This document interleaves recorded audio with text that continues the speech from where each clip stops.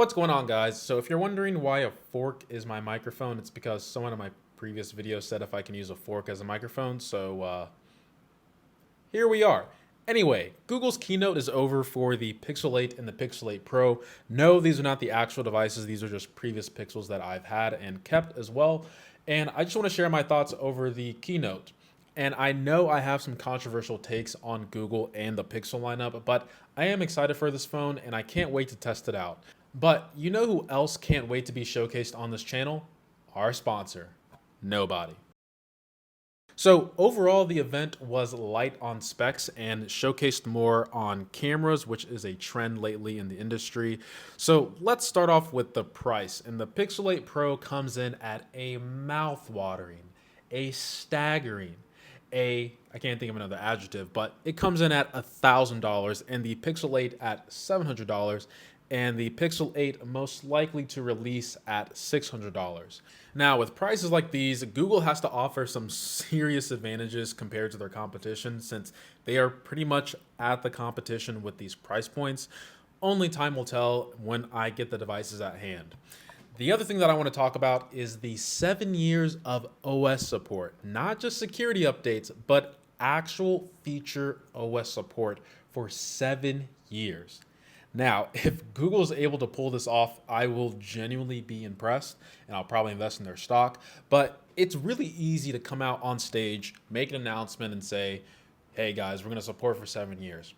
To be honest, everyone kind of does nowadays when it comes to making an announcement, but to actually follow through with it and execute it, it's an entirely different ball game.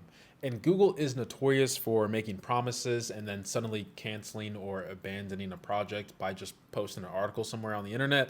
So once again, only time will tell for these next 7 years. Now, moving on to the G3 Tensor chip, I'm surprised at how much they actually compare to the Pixel 6 and the G1 chip instead of the G2, which has me a little bit worried. I guess most people jumping to the Pixel 8 are coming from the Pixel 6, but from a performance standpoint and just as like a reviewer, it doesn't leave much from the previous generation. And I guess it's less about raw performance and how fast things are, but more so of how the AI functionality can be improved on the Pixel devices. So the other thing I want to touch on are the displays. So the regular Pixel 8 can go up to 2000 nits, which is crazy in my opinion, and it can also now go up to 120 hertz instead of the 90 from the previous generation. The Pixel 8 Pro can now go up to 2400 nits. I don't know what's going on with smartphones nowadays by just cranking up the brightness as much as they can, but hey, it's a nice flex. And on top of that, it can go down to 1 hertz and go all the way up to 120 hertz, which should help with battery life on the Pixel 8 Pro tremendously. Google's also calling their displays the I don't know how to pronounce it, the Actua display and the Super Actua displays. Actua or whatever, right? It's a super adjective display, okay? Similar to Apple calling it the Super Retina display or the Retina display. It's an OLED screen, guys, that looks nice, okay? Let's not kid ourselves. Anyway, they also added a temperature sensor to the Pixel 8 Pro, I believe.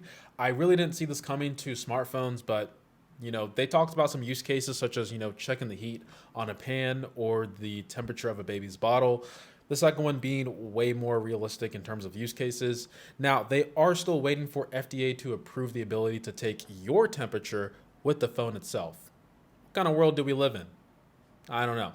Anyway, a cool addition they added to the Pixel lineup is the dictation and being able to talk in different languages on the fly and being able to switch between the two.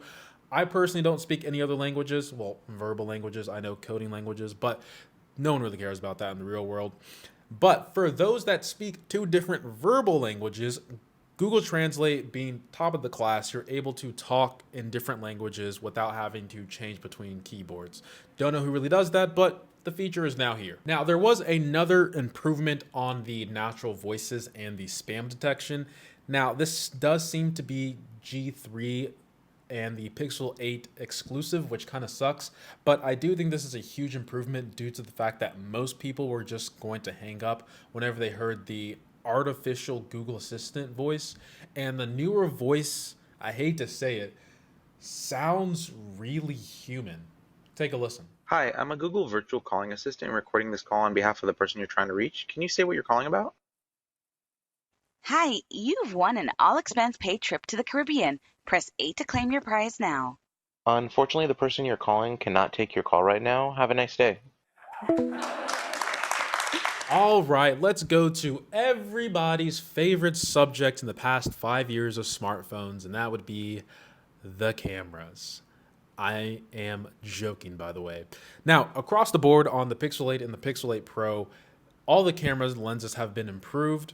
The main camera has an improvement to the autofocus and stabilization in the telephoto space. The ultra wide also got a bump up to 48 megapixels and an improvement to the telephoto lens as well with a wider field of view. Now, if you didn't know, Google is also known for the Magic Eraser. So there used to be a crowd of people in this video here, but with Magic Eraser, you can just draw a circle and poof, they're gone. But now they're taking it up a notch. Literally, well, down a notch.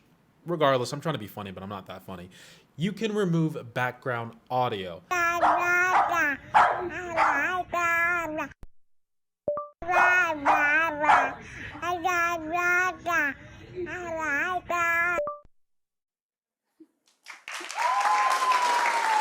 Now, this next one is a little bit weird, but it's the group photo enhancement. So when you take a photo, sometimes people aren't looking at the camera, a person might be blinking, or you just didn't capture their facial expression that they wanted. What Google is giving you the ability to do is select the face per person from the burst of photos it takes and kind of just slaps it on there. I say slap, but it's really just restitching the face based on the previous images that it's taken. Now, I've already made my point in this on the 15 Pro Max review that probably hasn't released yet, but I mentioned that we're moving in this new wave of smartphone photos and cameras where photos are just becoming more artificial and more post-processing. And it's really odd because it's just like photos are becoming less real and more quote unquote perfected. And as cool as the technology is, like for example, in group photos, the natural way, if someone is goofing off or not paying attention, you can go back to that photo and that's like a story and brings you back to that moment. Maybe the person was tired, maybe they just have a quirky personality. Who knows, right? But if you have the ability to have like everything be perfected, where's the novelty in that? Where's the story in that? It's just like not real. Now, obviously, you can leave the photo as is, but knowing our generation of social media and society pushing people towards unrealistic perfection, I wouldn't be surprised at more perfect photos in the near future. The other thing I want to mention is Google boasting about a major improvement to the video, which should give Apple a run for its money, if true. But you have this feature called Video Boost, and when Video Boost is enabled, Google will actually send your video off to their AI data centers and process each frame to their computational photography models and apply it to your video, and then you'll have a more high quality HDR version of the video you just took. If only they sent off our YouTube videos so they can be nice and pretty on everyone's devices, but hey, I might be asking for too much there. So they also talked about Night Shot. It's being improved as well. And then Google Assistant is slowly turning into Google Bard, which is their generative AI model thing that responds to you, that gives you the bullet points whenever you Google something nowadays. Overall, the Pixel 8 and the 8 Pro seem like a nice upgrade. I'm not going to lie. But overall, once again, it just feels like there's this huge focus on cameras when cameras are already good. Sure, the newer phones are better and the newer cameras are better, but by how much? Only time will tell. Regardless, I'm excited for the Pixel 8 and the 8 Pro. Appreciate it if you stayed to the end of the video. I enjoyed every single sub, like, and comment, and as always, guys, much love. People always say I sell my devices, but trust me, I need these phones for comparisons in the future, and here we are. Pixel 8 versus the 7 and the 6, not the 5 or the 4 or the 3 or the 2 or the 1 or the Nexus 6P.